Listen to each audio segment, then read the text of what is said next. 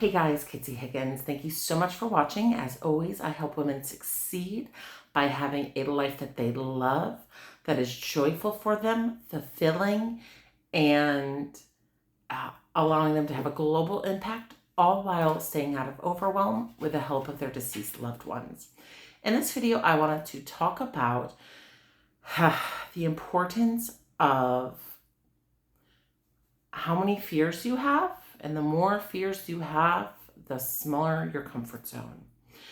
In this world, there are so many places where we get fears attached, that whole programming. And unfortunately, what happens is that the more fears we have, the less willing we are willing to try new things, and less willing we are to step out of our comfort zone. The more fears, our comfort zone is just going to be, actually, now that I think about it, the more fears you have, the smaller your comfort zone. That's why what's really important is, just because it's happening, just because things are going on in the world, doesn't mean that you have to attach yourself to, oh, this could happen to me, this is awful. When there's war happening 5 countries away, and you think to yourself, oh golly, this could happen to me. But really, it's 5 countries away. You'd be probably fine. There's this family I know who live in Pittsburgh. They were my old neighbors. They're a super sweet couple. But unfortunately, due to the whole shooting incident in the synagogue in Pittsburgh, and due to COVID, they just really stay at home. Every time I come over, I say, hey, how are you doing? And what do they say? We're just staying at home. It's just, we're really big homebodies. And to me, they have every, sorry, my cats, they have every right to feel like that. And they have every right to think that.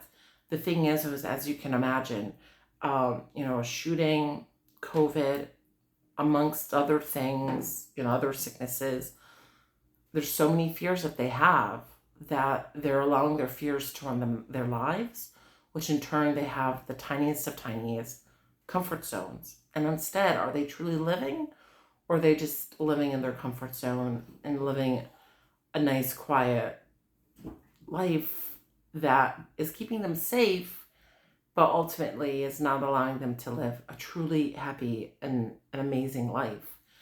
They're retired. They could be, I don't know their financial situation, but they probably have the money to be traveling across the world, to be doing the Viking tours, to be doing this, to be doing that. Maybe they don't, but if they do, they are using those best lives of the best years of their lives and missing out because of these fears and because of that small comfort zone. Recently, about a year ago, I went on vacation. And there's all these fears. Oh, there's going to be this happening, and there's going to be that happening. Oh, you might get this. You might get COVID. Excuse me. Oh, there's a war happening over there. There was like 4 massive things that people were telling me, oh, you shouldn't do that. There's this happening. And to me, I was just like, luckily I had 2 years of moving past my comfort zone, of going past it, that I was able to just be like, I'm not really concerned about these things. Unless if like literally people are dying in that place and they are literally like this awful situation's happening to everyone, then fine, okay, fine. I'll stay home. But if it's things that I can live through, work through, figure out, get over, whatever, I'm going to do it, and I'm going to push through all of that chit chatter that's happening in our lives to do what I want to do. So my biggest thing is, because I have a larger comfort zone, I have less fears, and the fears that people throw at me to penetrate me, to encourage me to stay in my lovely comfort zone, because it's, wait, you're doing this? Oh, that's scary to me. Because I stay in my comfort zone. So you have to stay in this safe environment too. And But for me, because I've been working through my comfort zone, working through the feelings of feeling scared, of feeling nervous, and actually feeling those feelings and not just brushing them away, but actually feeling them so I can embrace those sensations and embrace those experiences. I've just noticed that I can kind of do different things and bigger things because I have a bigger comfort zone area. So really keep an eye on the fears that you may have and note them when you see them. And when you note them, kind of just be like, okay, this is the programming. I have a fear that I'm going to get COVID. So make a note of that and keep an eye out on, ask yourself, because really I believe that when you ask yourself questions is where you can figure stuff out. It's like, how many cars are white Ford Escorts? It's going to show you. So if you say, where in my life am I showing that I have a fear of COVID? And you will see over that period where you're seeing those fears come out in real life. So it's a good opportunity. And then to be like, okay, do I really resonate with this? Do I really feel this? Do I agree with this?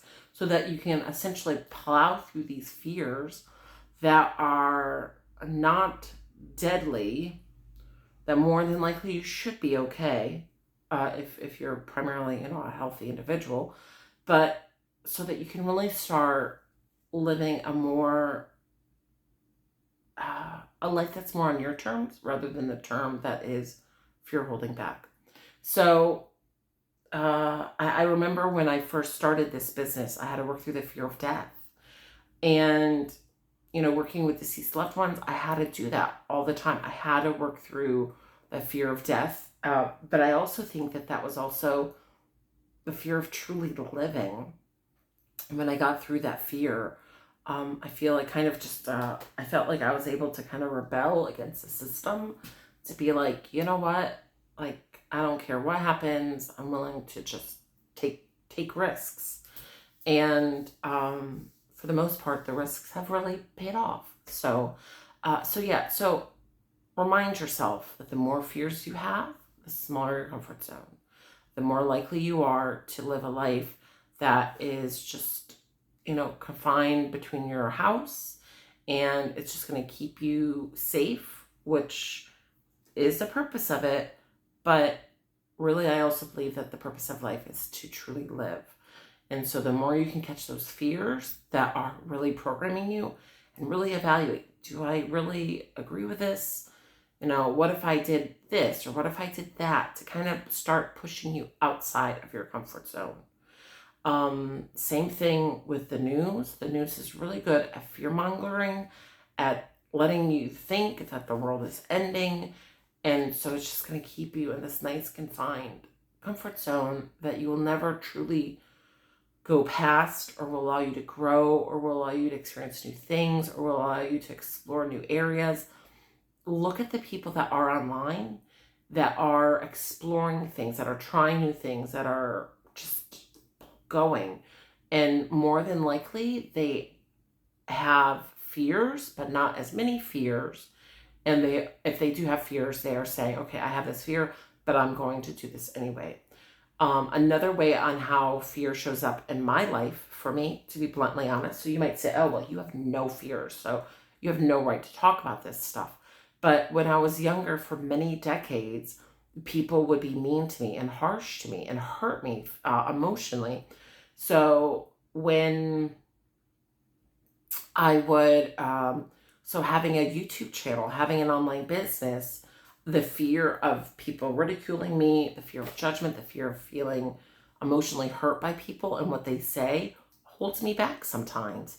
It wasn't until just recently, for years, people would be like, oh, why don't you do a challenge, like a 30-day challenge, a 10-day challenge, or whatever challenge. And I would just be like, that feels so unsafe.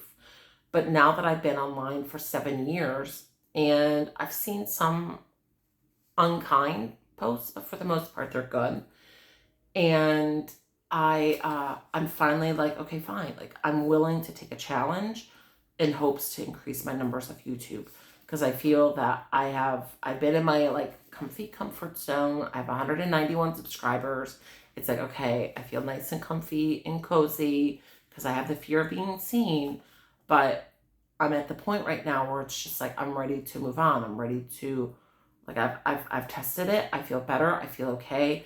Now let's keep going. Let's kind of shoot for the stars.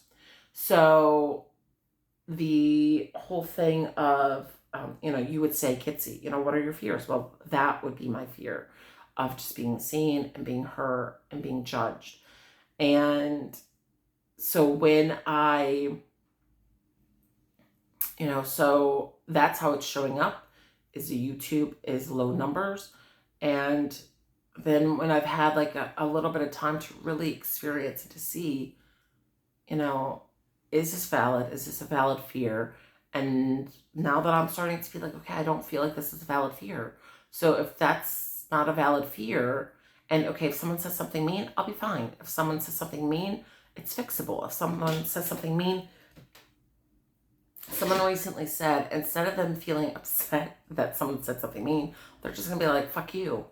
So that's another approach too. Instead of me being like, oh my God, I feel so hurt, being like, no, fuck them. Who cares?